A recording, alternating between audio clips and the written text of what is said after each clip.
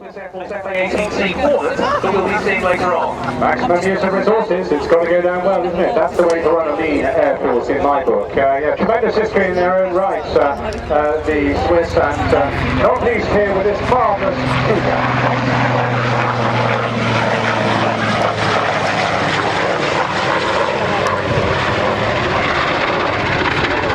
Up here now, you see he's going through not quite stallings, but he's going to go into what we call a simple pedal turn. They like to call it the hammerhead. But look at the drift on that machine as it goes up around about 1,000 feet there. Still a strong wind blowing at the top, which they'll have to correct later on in the display.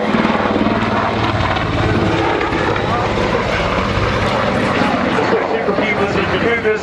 Also, apart from their military duties, heavily casted support of civilians. The fire's got out, Smithy, anyway. When a natural disaster such as a landslide occurs. Unbelievably so. In fact, helicopters in the UK inventory are the defence main efforts. A good 65% of the training effort in pilot training now is all dedicated to the rotary wing environment.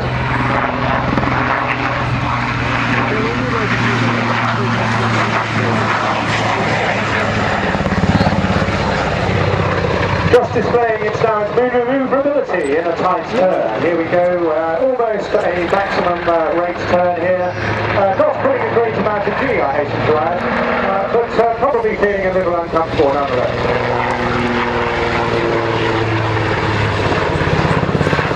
The Swiss have got 15 of the earlier AS332M1 Super Pumers in service, and now 11 of these newer AS532UL Cougars. Cougars have a glass cockpit with multi-function display screens on the panel. Yes, so I gather. Analog cockpits on the Super Pumas. And they switch between the two. Now that's unusual in training terms. Normally once you've qualified on one sort of panel, you stick with that airframe. But they switch to both. Now stand by there because they're going to do a screwdriver upwards.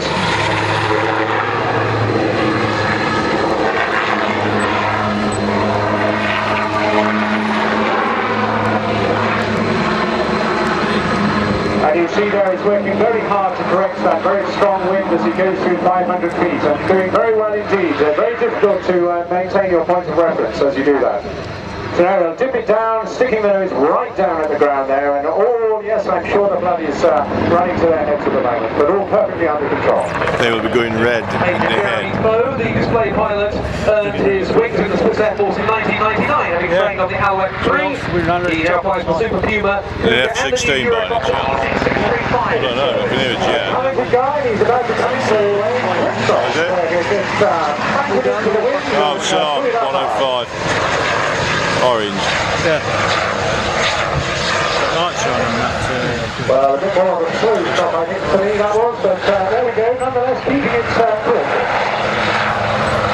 Now, he's calling this the back turn, but it's actually a real competition.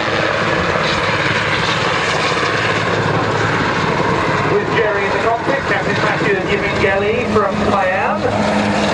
Apart from the rotary type I mentioned, the Super Puma Cougar ET635 also flies the fixed-wing utility transport, the Pilatus PC6 Turbo Porter.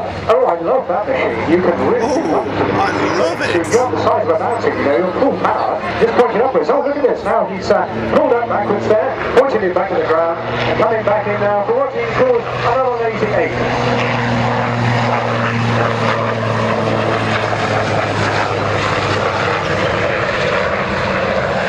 Although Switzerland, of course, is a neutral country, this hasn't stopped its armed forces participating in various multinational humanitarian and peacekeeping operations, and the Super Puma and Cougar forces have been engaged heavily in those, with the UNHCR in Albania, in Kosovo, N4 mission, Bosnia also, the forces deployed there, and also they went to Sumatra in 2005 to take part in the tsunami relief efforts. Astonishing, they were joined there, I think, by a couple of our B-212s from Borneo at the same time we flew across to help out with that. So a unique international effort there. Putting up now, he'll just gently deal with this one, I think, yes, a very gentle turn, not even a wing over, not even quite a pedal turn. But what he's going to do now, I think, is take a screwdriver downwards. So stand by, boys and girls, to look at something a little bit different.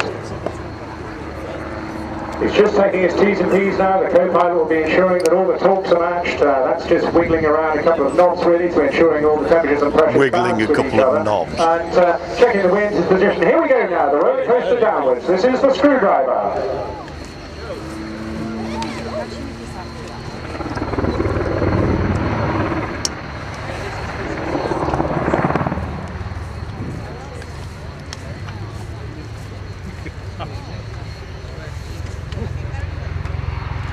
Now what I'm expecting him to do here is put it straight up and bump it over the top, and then wait and see.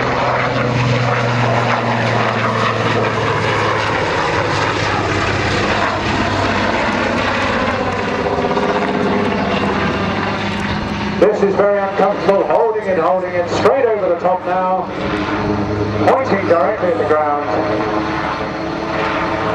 And he'll proceed down to the right hand side and hopefully give us another screwdriver before he starts.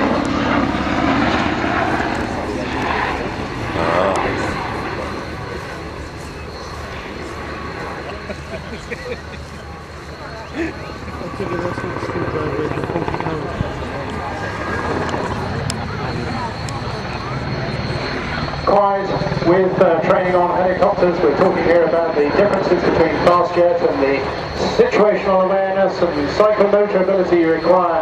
More demanding work on the helicopter. Well, we've dipped out on another screwdriver. I think what he's going to do now is pass down the fly line. He'll give you some hovering practice and a good chance, boys and girls, to give the crew a wave. They've been working really hard, as all the crews are here this weekend, and they can see you, so do give them your appreciation as they pass by along the fly line. I'm not asking for a Mexican wave here, but just perhaps wave your umbrella or your hat to the crew. Hang on to the hat, though, won't you? We don't like those on air. Mexican wave.